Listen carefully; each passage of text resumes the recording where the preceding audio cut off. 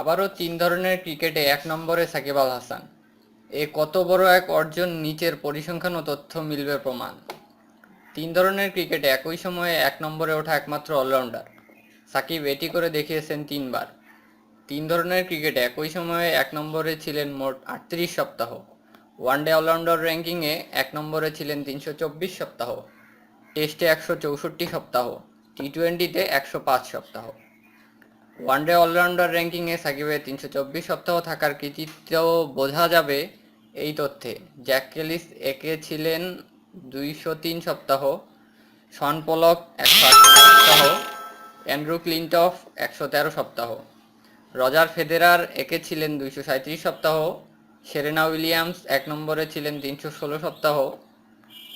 Test allrounder হিসেবে 164 সপ্তাহ 1 নম্বরে থাকা সাকিবের পেছনে আছেন রবিচন্দ্রন অশ্বিন 102 সপ্তাহ, ওয়াসিম আকরাম 15 সপ্তাহ ও ক্লিনটফ 7 সপ্তাহ।